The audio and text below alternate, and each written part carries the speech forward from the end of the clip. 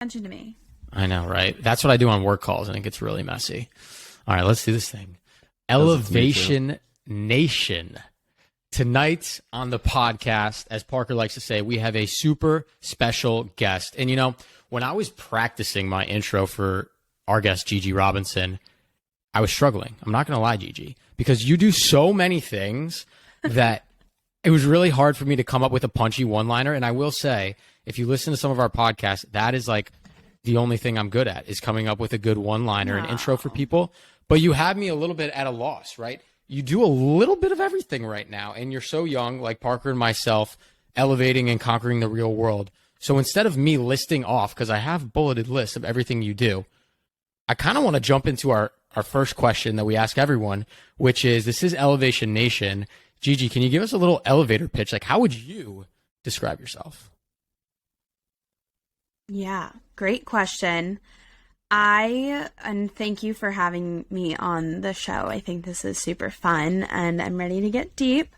I would say that I would describe myself as a young businesswoman and entrepreneur looking to increase self-confidence for young people and people our age and people older through my platforms, through my content, through writing, through speaking, and ultimately creating strong communities of people that uplift and support one another through positivity. Yeah, I think we have some things in common. I was going to say, Gigi, we're going to get along just well. Well, that's amazing. First of all, it's nice to meet you. I'm so excited. Sam has been hyping up. I've been hyping myself up with this conversation. I've been looking at websites, Instagram, TikTok, blogs about you, everything. I mean, you have a podcast of your own too. And so it's just so cool to connect with an amazing young adult who is not only doing amazing things in the business world for yourself, but more importantly, making a difference in the lives of so many other people. And I just think it's super inspirational, and I just can't wait for this conversation. And yeah, really excited for it. It's going to be fun. Gigi, I got a question for you, right? So obviously that was a great description of yourself and a great elevator pitch, I will say. We have in common, right, that we're all trying to elevate the communities, young people around us, to be a little bit more positive when it comes to their mindset, mental health, their image, social media, how they interact with each other in the world, and building and elevating this community. So I obviously know how Parker and I were inspired to do this, and I'll tell you a quick story of how it came to be. We both went to University of Maryland. We had good internships. I was a tour guide on campus. I'm sure that's not very hard to believe. And we did what we were supposed to do. Right? Coming from a Jewish household, you go and you get a job in business or a doctor or a lawyer. And Parker and I did just that, moved to New York, and we were miserable. We weren't all three, by the way. I'm just saying. Yeah, exactly. Just businessmen at this point. And we were pretty miserable, right? And so we tried to figure out a way to unstick ourselves a little bit and figure out if other people felt this way. And that's what inspired Elevation Nation, is we wanted to share our story and the stories of others, not just highlighting all the amazing things that they've done, but also getting a little deep and introspective about some of the struggles. Did you have a similar moment of inspiration that kind of put you on this mission? Definitely. And I think, I unfortunately had health diagnosis back when I was 11 years old. And so in some ways I honestly wanted to be an Olympic swimmer, and that was ripped out from underneath me. Like, my doctors were like, you can't do competitive swimming at all anymore. You'll have to have rotator cuff surgery in the next couple of years if you do that. And I was like, okay, I'm literally 12 years old or 11 years old. Like, God. I don't even know what that means. What the fuck is a rotator cuff? And so I had to turn to something else. So I turned to art, camera stuff. I've been doing that for a long time. And it really was finding that passion back in the day that really, I think, led me down this path of then going and shooting people's profile pictures in high school and middle school for Facebook. When that was a thing, it was like having a new profile picture every month or every season or every semester or whatever. And everyone struggled with their confidence. They struggled with like, I don't feel good in front of the camera. I don't know what to do. Teach me how to pose. And so I got as good as I could get at learning the skills and the techniques and putting in my 10,000 hours, 100,000 hours, however much I had to put in to genuinely be the best at photography. And I also started entering competitions, which ended up giving me that sense of validation. But I would say the biggest obstacle and challenge that I had to overcome was the judgment of others at the time, because I looked okay, or maybe at times like I had a cast or a brace on and I had to take the stairs and I had to use a rolling backpack and I had to use an iPad before people could always use iPads like as notebooks. And like, it wasn't easy explaining that to people. Oh yeah, I have an invisible disease. You can't see it.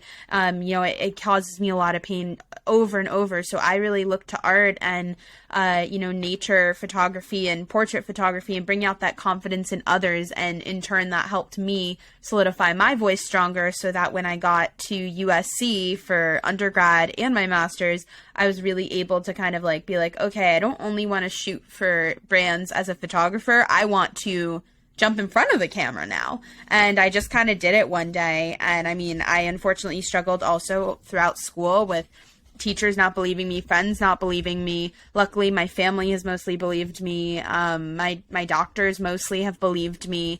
And I think I just really was like, I need to do the work that I can and speak up for people who also don't have people believing them, and empower them to become their own best advocate. When you say there are people like who didn't believe in you, can you talk us a little bit more through that, especially in college? That was like your fuel that kept you going. Yeah. I mean, to be honest, it was very traumatizing to go through, like being in a class and having a teacher say, oh, no, you need to work a little harder, despite handing her a disability accommodation and saying, you can't use your laptop. I think you coded this disability accommodation website. And like literally she did this, and I was just like, this is publicly in front of the entire class. Like, it was almost like public humiliation and ridiculing. And I just had to go on. Like, what was I going to do? I needed to get a good grade in the class so I could maintain my like honors. And it was just like, I couldn't believe it. And so I just looked to art. Like, I didn't have the words. So I brought my camera with me to the doctor's appointments and things like that. In terms of friends, there was this one situation where, someone was like, you're being so selfish that you're always in the doctor and you're not supporting me as I like am, recruiting for my sorority right now. And I was like, are you fucking kidding me? Like, this is absolutely out of control. Like, I don't even understand like where your values are at if you're telling me that I'm being selfish for taking care of my health. And so I think that was very hard, and it taught me a lot about boundaries, and it taught me a lot about speaking up for yourself and being shameless in doing it, and letting go of people that don't respect those things. You kind of answered something that I was going to touch on, Gigi, which was, when we're younger and we have a rolling backpack, or, we're made fun of for braces or a cast, or in my case, I was always the shortest kid in class. You're like younger in grade school and middle school, and you think back on those times and think, all right, I'm mature now. Like, I'm a 20-something-year-old. People have evolved. But to your point, we still have people, adults, right? Grown adults, friends in our lives, teachers, professors who don't necessarily get it. And I like to think that all people are good, which maybe is wrong. But is it the fact that they don't get it because they've never been exposed to it, or they don't understand it, or are they closed-minded? And I think what's really cool about what you're doing and what Parker and I are trying to do is, if we can just have one person listen to some of the struggles that folks are going through, maybe, I'm not saying always, but maybe that's the education that it needs. And besides that, I don't have any other solutions for changing like closed-mindedness. I think your ability to just push through and be like, all right, this is my roadblock, is unfortunately the answer a lot of times.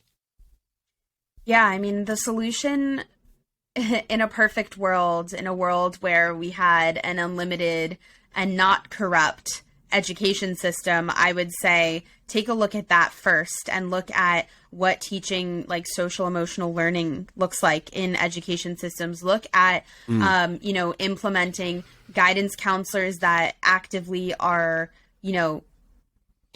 like mental health professionals that aren't just guidance counselors. Look at mindfulness classes, incorporate it for college students, like classes on stress management and burnout that don't even require a grade. Maybe it's a pass fail. At USC, there was a stress class that you could take, but it was like really hard because it was about your chemistry, like in your mind. And it was like, it was about like the way that your mind works and like remembering those things and like psychology. And it's like, if I'm stressed in a stress management class, then that's not helpful. And so there's that. And then, it's really hard because the education system is failing so many people as it exists right now, today, in this moment, private schools and public schools. And it's also failing the teachers because the teachers clearly aren't getting trained in what empathy means to a student who's dealing with a health issue that they haven't been exposed to before, they haven't heard of before. It's not the student's responsibility to explain their health issue to a teacher. The teacher's job is to accept it and to do the research and to accommodate that student as best as they can, because that's what students are there to learn for. It's not the student's job to teach the teacher. That's so interesting. I think I feel like there's a lot of advocacy and change trying to be had, especially in the higher education space, around stuff like this. Like, you read about it in the news, you read about, certain things, but then you hear stories like you're talking about, Gigi, that, bring you back to, it's like, wow, where is the progress being made? Right? Especially at a university like of the caliber of USC, right? You would hope that they're making strides, and I'm sure they're trying to make strides, right? I hope so. Hope so. But I think it's the idea that I think our generation, let's say we're all Gen Z, right, is we prioritize, we care, and we have, I think, different needs than maybe the generations before us. I look at my parents and my grandparents. Like, did they even consider, they even know the word mental health? When they said mental health, they thought maybe it was a bad thing, right? And when we think mental health, we're like, wow, we have to take care of that. Just as, we take care of our physical health, if not, it's even more important than our physical health. And I think that is a trend that younger and younger people are prioritizing even more now, which is good. And maybe that will hopefully. Yeah. I agree. It's great. I just think we don't have the infrastructure yet, and the technology is honestly growing at such an accelerated pace. Even look at like social media in and of itself. Last week, the Surgeon General was like, 15 years old is still too early for a kid to be on social media. And part of that is because we don't understand at a fundamental level what it is doing to us. And maybe people like us, maybe we read something about it more than others, but anytime you're involving yourself with social media and you're posting something and you're getting likes or views or attention or reels, it's spiking your dopamine levels, and it's not normal. Totally. It's not normal to have hundreds of people looking at you, let alone thousands, let alone millions, let alone billions. Some of these people have passed billions of views. And it really frustrates me that we're not having those kinds of conversations in school, because this is the bad side of it. The other side of it is you can use it for research. You can use it to find new products to like bring joy to your life at times, to entertain yourself. But I think the other side of it, the side that creators mostly face, the side that any social media manager faces, the side that maybe even celebrities face, that they have been facing for years in other forms of media, is the amount of eyeballs is not normal. The amount of eyeballs on our content is not normal. And I don't know what will be done over time to change that. I don't know what or where the technology is going. I think the AI thing is getting a little crazy. And who knows, like maybe you're going to be able to just like, if you get to a certain caliber, like run an AI bot on what kind of content and what kind of art or photos or captions to put based on your name, based on your searchability, based on your credibility. You know, like there's so many avenues, and I don't know if that helps or hurts the individual. And I think this could go a million different ways. I'm more so just kind of contemplating right now just where the technology's at versus where we are physically at in today's world. It's something Parker and I talked about a lot. Gigi, obviously, we just met, but I hate social media. I am like the old 65-year-old man who's like, Parker, I don't even know how to work TikTok, man. Like, you're going to have to help me. Well, you don't out. want to put in the effort. Let's be real. You Yeah. don't want to, you're like, hey. I don't. It weirds me out a little bit. Like that I'm going to sit there and create a video. I guess I'm a hypocrite, though, because I'm doing that with this podcast right now. So maybe I'm a bit of a hypocrite. But you're not the one posting. You're welcome. Just saying. Yeah, thank you, buddy. I appreciate you. That's teamwork right there. But no, I think it's a little bit scary to think, you know, you mentioned a 15-year-old and how they react to social media, and that's too young. There may not ever be an age that it's okay to interact this much with social media. And so obviously Instagram and TikTok is flooded with a lot of nonsense and a lot of silly stuff and a lot of things that don't really matter. But I think, you know, you and the content that you're putting out and what Parker and I are doing and many of the other elevators that have come on our show and are part of our community, yeah, you got to mix it up every now and then. And sure, you got to do the trends. Like, I get it. But I hope that in our hearts, what we're trying to do is help make people better. We hopefully care a little bit more about that than the likes and the views. And maybe over time, if enough people see that and interact with that and start to do that themselves, maybe social media will flip a little bit and become more of a place of empowerment instead of a place of comparison. I don't know. Maybe I'm an idealist. But I do think it is in a place, like, you can look at it at both sides, Sam. Like, right? Like, there's the good and the bad. I mean, when you think about technology, social media, the internet, like, humans have been around for thousands of years before and lived and thrived very well without the phone, right? And the phone became this tool that we could use to improve our lives. And with that, though, I think there's the other end. It's like you have people who, I mean, mental health, right? Challenges are at a high right now. Anxiety, depression at an all-time high among young people right now. And I think social media has to do with that. But then there's the other side of it. It's like, are we the most educated generation ever? Because we're so connected to the rest of the world. We're so connected to the struggles of other individuals. We can learn more from those struggles and those short videos, of course.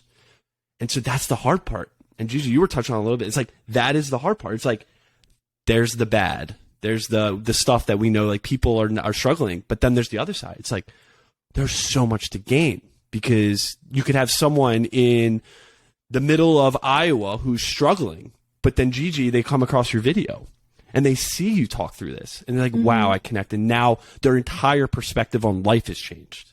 That's good in my book. Yeah.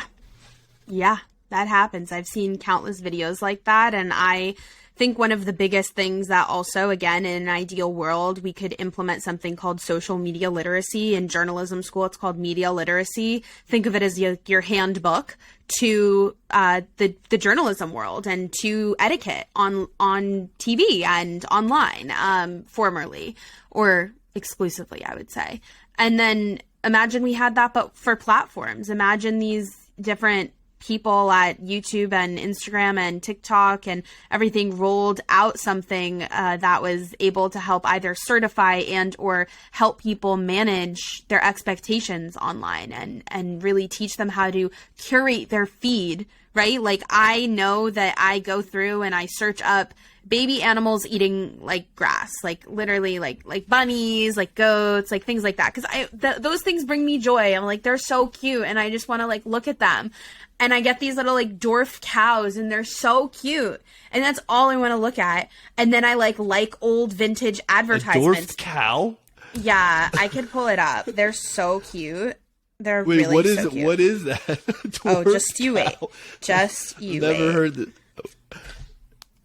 Oh, your my girlfriend's gosh. about, JJ's Hold my about to be scroll. obsessed with this right now. I can't. Hold my scroll. She just sent me a picture. She sent me a picture of a dog, a beautiful white dog at Chefchaouen, the Blue City in Morocco, and it's like the contrast in colors was just like amazing. But the dog was so happy. I'm like, Parker, you have to send Gigi your famous dog video, by the way. Gigi, Parker went viral on TikTok. Oh, yeah. Months ago. Nice. Didn't capitalize. Didn't off my my virality. What are they called? But actually, hold on. Maybe I did a little bit. They're just like what, little baby cows? No, they're dwarf they're cows, so much which means better they're than that. grown, but They're better. I promise you. I just don't I'm so know excited. if I'm going to be able to do you find just like them right literally go now. to Google and you search dwarfed Well, cow? normally... Oh, yes, here they are. Okay. They're like micro cows. And Mini they're so cows. cute. Oh, no way. Oh, that's So cute. And then, like how cute. that looks like a stuffed animal. I want know, one like that's why they're in so your backyard. You can just like hang out with it. You can't so ride them or cute. anything, right? Like you can't. No. They're really cute. But Parker, like, you were gonna but get like, a dog. I think you should get one of these. No, don't do that. Go to an animal sanctuary. They're so Oh my cute. gosh. So anyway, I choose to train my feed to show me things like that, and like bunnies eating lettuce and things like that, and the ocean and calm sounds, and I do that by just like literally keyword searching. It's not, you can train your algorithm. Just go on your explore page, look stuff up, spend like 5-10 minutes liking it, and I promise you the next day or the next week your explore page will shift and you'll start getting suggested videos for those things. I do this with advertisements. I do this with nail designs. Yeah, it's and when I post, I also get off the app. Like I post and then I leave the app. I don't check it. I don't obsess over it. It's like, it is what it is. My audience likes me, whatever. Like I'm done. Like it's not my life. It's a scrapbook, a digital scrapbook of my life, of what I do in real life. And most people don't look at it that way. So, yeah, I would say the majority do not. So right? how do most people look at it? I think people look at it as a source of validation. Yeah.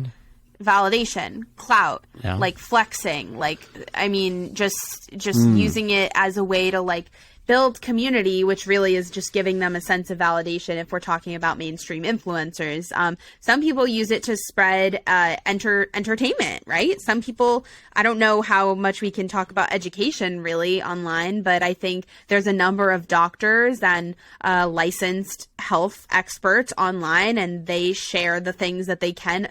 And funny enough, because they are board certified, there are rules. So there are rules in places for certain people. It's just a matter of training them and making sure that they have the resources to do that. So for not all, but for like a lot of the verified doctors and licensed professionals, medical professional accounts online, they have what's called a partner manager at the big social platforms that goes through the guidelines for their stuff. Because the biggest thing that they have to be careful of is they cannot recommend that somebody does something because it jeopardizes their position and their what's it called? Like their what is it called? Oh my God, why am I blanking? Like their position as a member reputation. of that board. Reputation. Yeah. Yes, exactly. I like to see the doctors on TikTok. They won't say anything. They'll just like comment, little commentary. Yeah. But they'll get That's all wild. the views and everything. That's so interesting. And most people don't know that because most people don't have those kinds of conversations. I interviewed Dr. Courtney Tracy. She's the Truth Doctor on TikTok and Instagram. And she, explained a lot of this to me. I interviewed Dr. Kojo Sarfo as well. And it was the same sentiment. And I just think more people should be following a lot of these mental health professionals and more motivational speakers and whoever speaks out to you, right? Like for me, I love Jay Shetty. I love Joe Dispenza. I love Ed Milet. I love Mel Robbins, Gabby Bernstein, and a bunch of others, honestly. There's so many that I rotate, but that's what I listen to. That's the kind of frequency that I want to operate on. And a lot of people are just interested in listening to like nonsense about pop culture that like they're never going to really touch their life. Like, does it bring them joy? It might, but is that going to help them on their self-development journey? I don't think so. But also that might not be in their priorities at this point in their life. For me, I'm like, I I want to evolve. I want to create better. I want to always improve. And doing that means doing the work and always improving and finding things to do that with. And for me, that's testing out different methodologies by people that I look up to see what works for my lifestyle as it stands. And a lot of people don't see it that way. Gigi, I mean, you obviously are an elevator and belong with us in this podcast, right? Because that's exactly how we think, and that's what's really cool is Parker and I at a point, right? Starting a podcast. How many people can we get to listen to this? Like, how many Instagram followers can we get? How many TikTok followers can we get? Because that's what we think our metric of success is going to be. Right. And we pivoted about a year ago to be like, I don't really care how many people listen to this. I want to meet really unique people and hear about their mindset because I want to learn more. Like, I want to grow more. And if other people get that benefit because they're listening, fantastic. But I can't be out here chasing clout. Like, we have dreams, me and Parker, that we want to just become the best versions of ourselves every week. And I need to talk to other people to do that. I need to learn constantly to do that. Another way I try to become the best version of myself is my stepbrothers always make fun of me for this. I've always been an old soul like Sammy over here. I guess that's why we bonded so well in college and after college. But I'm like all about the self-development stuff. I read all the books. I've seen the videos, the YouTube stuff, the movies. Have you read Man Enough by Justin Baldoni? No, I have not. Read it. Which means that, read it and Sam, report you know back. what that means? That means I'm buying book club. it. Gigi, we ask every person. Yeah, we're bringing it back in 100%. Both Sam and myself are going to read it. But what I've come to a point in the last year after reading a lot and watching a lot of this stuff is that sometimes it feels like overload, like self-improvement overload. And there's all these different gurus. Let's take TikTok, for example, with people helping you through certain things. And, you know, whether it's you should journal, meditate, exercise, take time for yourself, drink water, all those things, right? But then sometimes it just feels like overload. And I have to take a step back and be like, what is actually good for me? What is right? What is, you know, what's good for Sam is definitely not good for me. So I'm curious for you, how do you manage that overload of information? Yeah, I mean, I think about my values and I think about what doing certain activities or certain mindfulness techniques and tactics are going to physically help me. So in the past, I have always put, you know, academics and work at the top, or academics and social life at the top. And then it was work, and then it was relationships, and then it was my health. And I think not putting my health first for so long, even though I was dealing with health issues, part of it was that I put school first. And so when I was in that setting where that teacher said that thing to me, it wasn't about, oh, that's like super fucked up and like I should report this. It was, I don't want to get a bad grade. I'm going to shut the fuck up and do the work so that I can get my good ass grade and leave that class and then, you know, change the world and everything after that. But during it at the time, it was about the academics before my health and my mental health. I mean, imagine like being humiliated in front of your class. Like, that's not okay. And this happened 5 different times across my academic career. So like, it's a lot, by different people. And I would say, you know, emerging into 2023, in late 2022, I had a surgery and I kind of had to like take a step back from everything and really prioritize my health, go to sleep early, like do what I needed to do to feel my best. And I have been putting my health at the top, just really focusing on like, I go to sleep and I wind down by 9 o'clock. I'm sleeping by 9:30. I wake up at 6:30. I do my sauna blanket for 30 minutes. I sweat detox for 30 minutes in the morning, jump in an ice shower for 2 minutes. Then I regular shower usually, or if I just like, I shower, rinse off, then I like shower later on in the day again. And then I wake up and I like either read or write in my journal a little or start a mindfulness podcast, which I usually start while I'm in the sauna thing, and they're usually an hour long. So I finish the other half while I'm getting ready to film and start my day before 8 o'clock. I get my matcha going. I switch from coffee to matcha. Then I also will do salads for breakfast. So I do like just a bunch of roasted veggies in the air fryer. Whoa. With some jackfruit meatballs from Jack and Annie's, not sponsored, just my favorite brand at the moment, and over some lettuce, over some greens. And then I just start my day, and I feel so clear-minded and clear-headed. And throughout the day, I try to do like 2 miles. So literally that whole wellness routine, it takes hours. Like at night, it's like maybe like a 7 o'clock wind down to 9 o'clock. So like 2-hour wind down, and just like doing meditations and reading books and like 15 minutes at a time of each thing, but it adds up.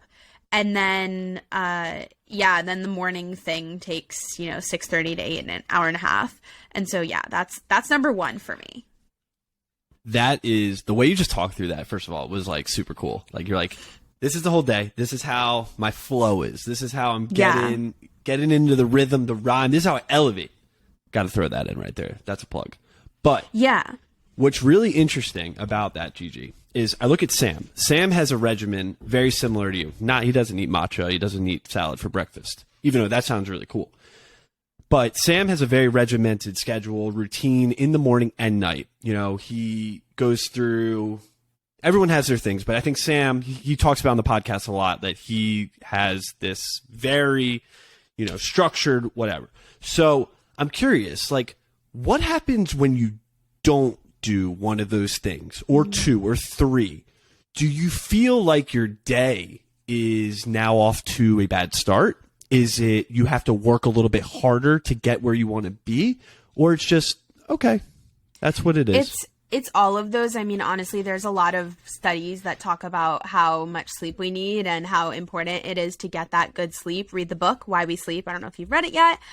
You should definitely check that one out as well. But something Mel Robbins said the other day on one of her podcasts was, if you get a bad night's sleep, then you're already starting the day like how you ended your first day, which wasn't on a good note, which wasn't on getting good sleep. And therefore, your day is like in a way projected to unfold in a way that more things go wrong. Like mentally, your subconscious mind is like, I didn't do something right the day before, and therefore the next day it's already behind. And it's kind of that thing where it's like, oh, I'll start that diet next week, or I'll start that workout next week. But like with your sleep schedule, if you think of your sleep that way, I think that's a big game changer. But for me, that's the key. Like 2 nights ago, I had stayed up on the phone with my friend because she needed me until like 12, and for someone who normally is asleep by like 9, that was like a stretch for me to really push myself. And then I had to wake up at 6:30 because I had a shoot, and so and meetings and things in the city, and so I had to push myself and then drink more caffeine than I had wanted to. I've been down to 1 matcha a day, where I used to drink 2 double iced espresso lattes a day, so 4 espresso shots a day on coffee, and I'm down to 1 iced matcha or hot matcha a day. Life-changing.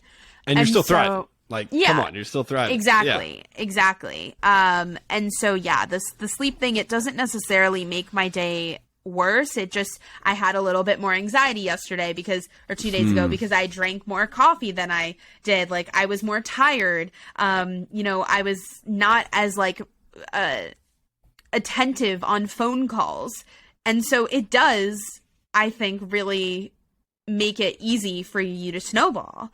So for me personally, sleep is the thing. It's a non-negotiable. Like, I'm getting invited to all these New York Fashion Week things for this week right now, and I'm just like, guys, like, I am not doing this. Like, I gotta go. I'm sitting it out. I'm sitting this one out. It's too much. It's actually crazy, right? So we have very similar routines. Like Parker said, I won't give you my whole spiel, but very similar. And if I don't do one of those, most importantly, like, I need to work out before I start my actual job because my brain won't function. It's not only do I feel not awake, you're exactly right, Gigi. There's something in your subconscious that, like, this voice in my head is like, you fucking lazy piece of shit. Yes. You didn't work out. Yes. Like, you didn't do your routine. Yes. And like, even if I'm awake and fine and caffeinated and like got a good night's sleep, but skipped the gym, I can't get over that little voice in the back of my head that's like, you are a bum. Yeah.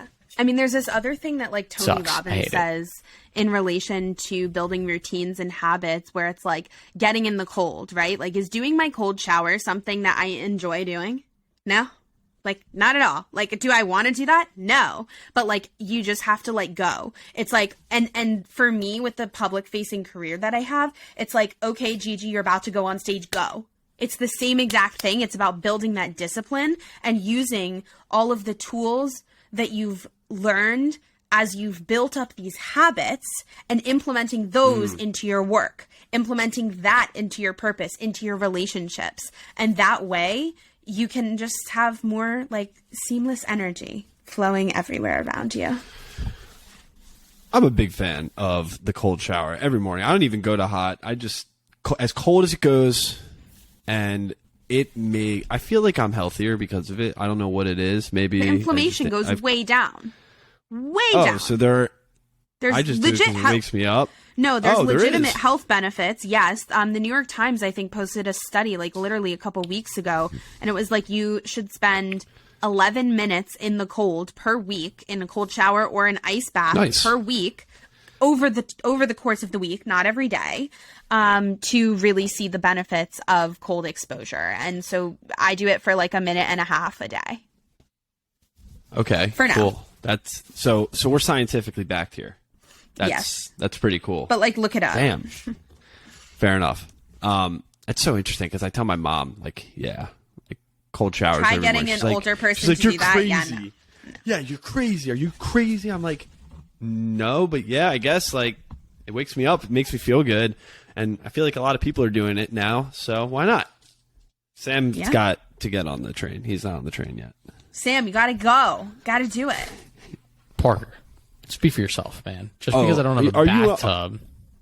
No, bro, shower. I've been doing I think, what is it called, Gigi, when it's the cold then to a really hot one? Do you know what that's called? No. There's some other one. Cold hot shower? Yeah, that's exactly right. That's wow. exactly what it's called. That's what I do. So maybe the health benefits aren't as good. But okay. I think routines are really important. And I'm bringing it back to something that we talked about a little bit before with this concept of literacy. And Gigi, you brought up something really cool that I just want to hit on again. Media literacy and the fact that people are kind of trained on the right way to speak or talk about things. And I want to give a shout out to, we have an elevator in the community. His name's John Camardella, Gigi. We'll have to introduce you. And one of John's things, he started this mission. He just graduated from the Harvard Divinity School, which is like the top religious school in the world. And John's full-time job was writing a religious curriculum for the United States public school system, which, as I'm sure you can imagine, is extremely complex and difficult to get through government, to be unbiased as possible and just teach people about different religions for them to learn and accept. And so the reason why I bring that up is Parker mentioned a cool point around the more exposure we're getting, whether it's on TikTok or Instagram, to other people out there, hopefully the better. The scary part about that is there's a lot of lies and fallacies shared around the internet. So I'll tell you a quick story that I think Parker's heard this one before. I was down in Nashville visiting another elevator, Jackson Dreyer, whom I know you know as well. Good friend of mine. Nashville, dope city. We had a great time. Me and some buddies, we were Jewish. We were down there. We met these girls at a bar. We were talking, had a great night. My buddy Benny mentioned in a passing comment something that's very normal for people from the north suburbs of Chicago and New York and Baltimore like ourselves of, something, I'm a nice Jewish boy. Didn't even think of it, right? It's a phrase we use all the time, NJB. Yeah. Whatever, right? This girl's mouth dropped wide open, hit the floor. She stared at Benny through his soul, looked on the top of his head, and said, "Y'all are Jewish. Where's y'all's caps?" In the most inquisitive way, I thought she was going to say horns, so I'm glad she just said caps.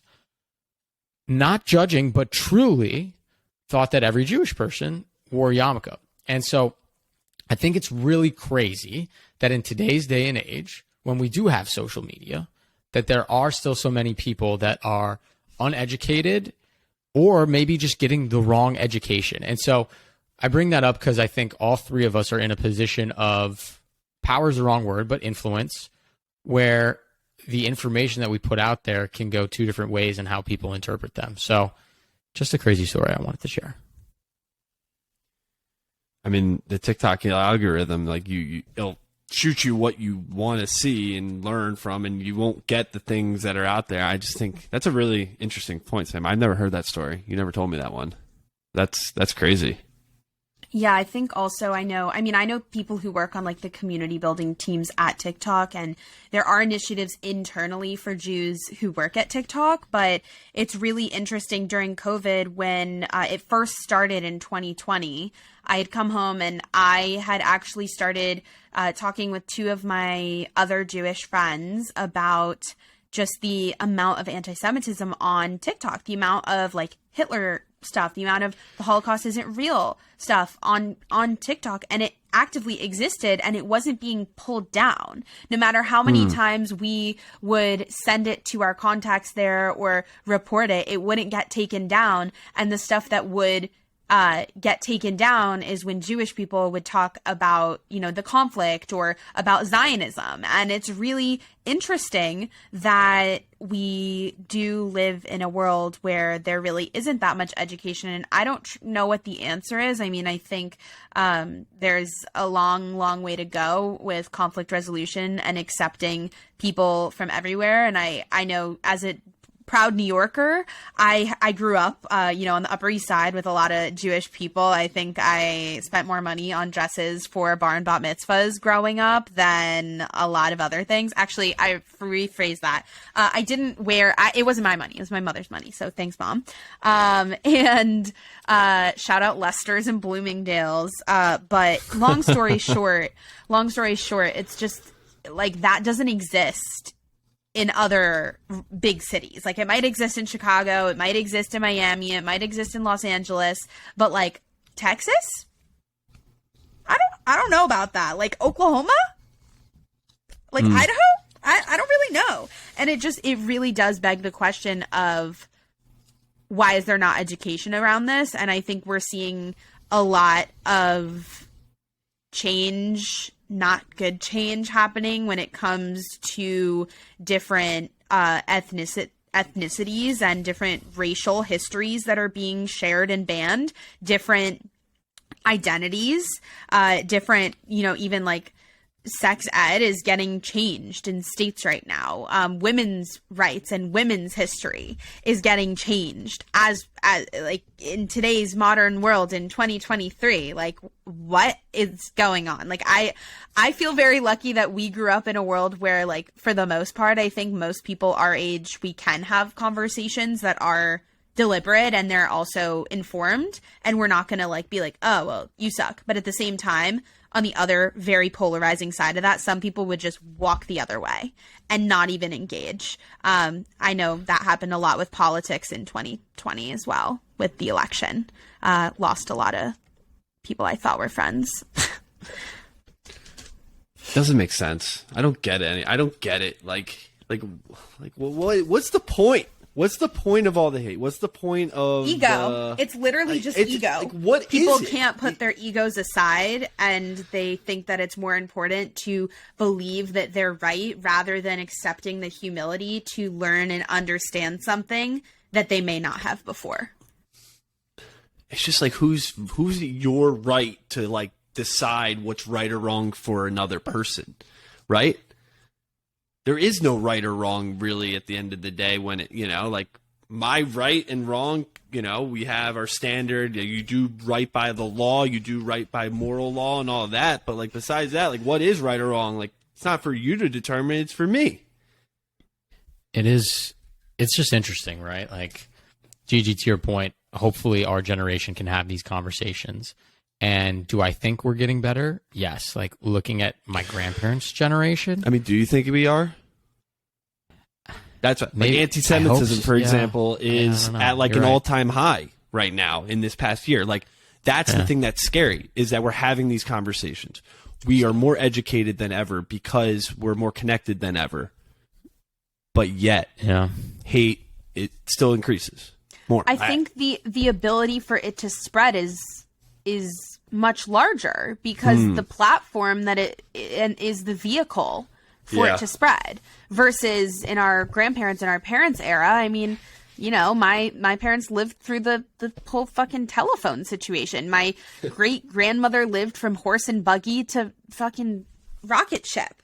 Like, you know, like when you put it that way, it's like, obviously we're living in a different era, and the hate that existed and the weight that it did at that time was like, you know, it was undocumented, and as they documented it as photographs, as the Industrial Revolution started, as commercialization happened, and you know, all of these laws for civil rights were approved and put into law.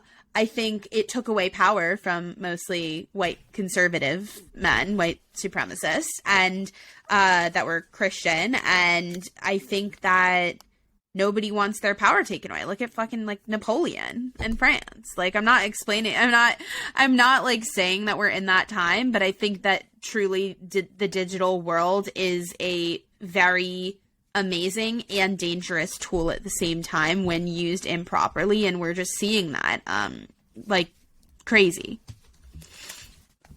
I just think it's wild. It's just to end this comment, thanks for letting me go back and bring up like the whole religious piece. I just thought it was interesting. Like, John Camardella has committed his life to going to Harvard, taking out all of his biases that he was raised with. He was raised in a religious family. He now made it his sole mission to try to just educate the public, not convince them that one religion is right or the other, but just to say, like, yes, this is the religion of Sikh, and this is why they believe in this. This is Baha'i, and this is their beliefs. This is Judaism, and these are their holidays, and this is culturally what they're like, and like. But you would be, I mean, maybe not shocked, Gigi, like the hate that he gets, and like the parents that come after him, and so that's what's wild, because he's done through countless reviews in the U.S. government and worked with religious experts across the world to get this out there. And yet any of us could pick up our phone on TikTok, go way more viral than John's curriculum that he spent the past decade honing, and influence someone saying that Jews have horns. Yeah. That's our day and age. The power of social media is so fast and so powerful that we can influence more people with lies and random things that we make up than research stuff. And I don't have an answer. It boggles my mind. Well, people Education are is fucking different lazy. Now. People are lazy. Yeah. And my friend Neil was telling me about this yesterday, that there's a thing called digital dementia that we're not learning about because everything is so accessible. So in a way, the breadth of information that we know may be larger, but the depth is surface level. And as a result, we don't know things as much as we want to. And as a result, we are becoming dumber. And therefore, there's information fatigue. And there's also a question of, is something real or is it not? Are you going to believe the first video you see, or are you going to challenge it and research? And I'm sure Maryland was the same, but at USC, research is everything. It's you need to have a thesis and you need to have research, at least 20 points to back it up. I mean, like, and it was none of this like nonsense, whatever. It was all academic papers and credible resources. And I do that in my everyday work. That's why I work with nonprofits, with people who are licensed professionals. So I'm making content that's at a caliber that I know and trust. And that's why I think what I'm doing with my community right now is at the level that it's at, versus a lot of other people just say whatever the fuck they want at a surface level. And that's the problem. That's incredible. I completely agree. I mean, the majority of people don't, first of all, put the extra work in to add that extra layer and element so that and they may the not audience want to can see. And then I was going to say, the second point is they may not want to or care to. Yeah. Because it's better for their popularity, their likes, their clicks, and if they go further, they might get called a fraud. I mean, Yeah. we don't have to get into this, but bro, like, look at some people in our government right now. They say the craziest shit they can think of, and they're the ones that are the most viral and get reelected. Like right. Jewish or like the space ones that lasers, straight man. up That like was a law, comment. the ones that straight up lie about their background and Oh yeah, don't need you to- mean, you mean well. that's not Yeah. allowed, Gigi? Are you sure? I feel like lying. What they just So withheld insane. information. Yeah. Lying no, is don't now lie. good. Don't It's good to lie. Yeah. No, do not lie is what I'm saying. It's just crazy. It's absolutely is. nuts. That guy live in a needs wild to- world. Yeah, you guys Really know do. who I'm talking Well, about. we certainly do, Oh, and I think we all of certainly do. Elevation Nation is. But again, just like the doctors who can't recommend things, we won't drop names. Do your own research, and you can figure out who we're talking about. But Gigi, I want to honor your wind down time. We've been talking for almost an hour. It's almost wind down time in the Robinson household, almost 7:00. So we want to wrap it up for you. Thank This you. has been awesome. Like, obviously, I knew we'd be fast friends, so this is great. But we have our next section, which is called our rapid fire section. Okay. Quick answers. It'll be Okay. fast. We didn't prep you for them. I promise they're easy. Okay, Are you ready? cool. Okay. Here we go. Number 1. What is the favorite place you've ever been photographed?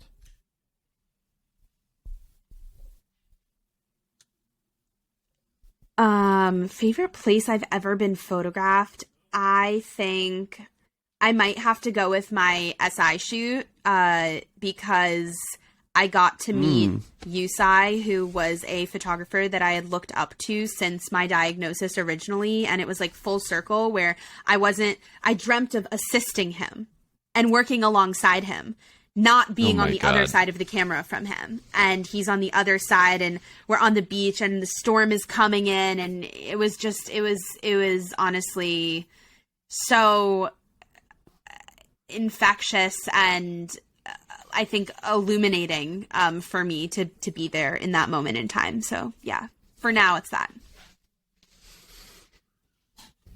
Okay, next one. What is the one thing that you revert to when you have like an emergency mental health hiccup? For me, like I have to go outside, take, 2 minutes, Yeah. close my eyes and breathe. But is there something that Yeah. you revert to? I call my best friends immediately, and then we breathe. I do breath work. I love that. So you're with someone else. That's amazing. I like that a lot. I just learned box breathing the other day. Yeah. I don't know if do you guys know? Yeah, Like, totally.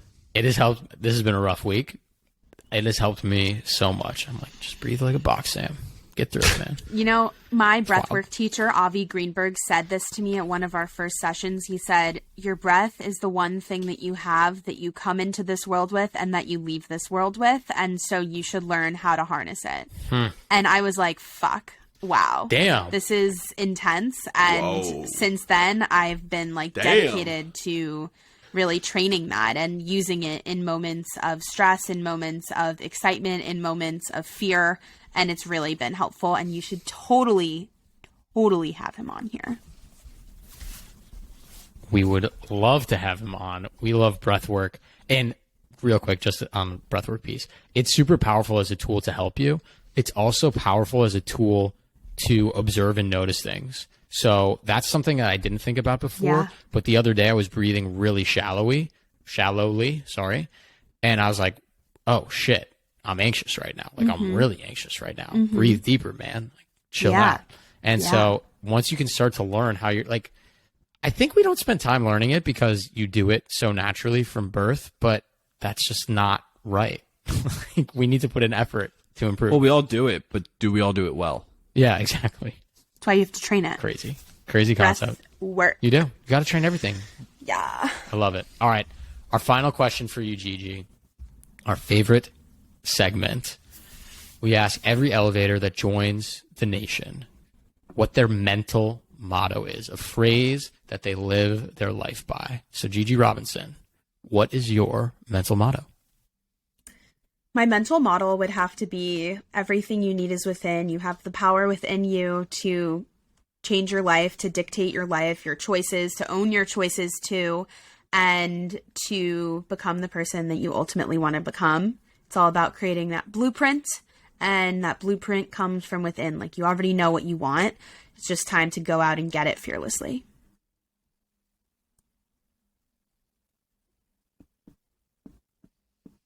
I just like this section so cool. No one's had the same one. Everyone's is so insightful.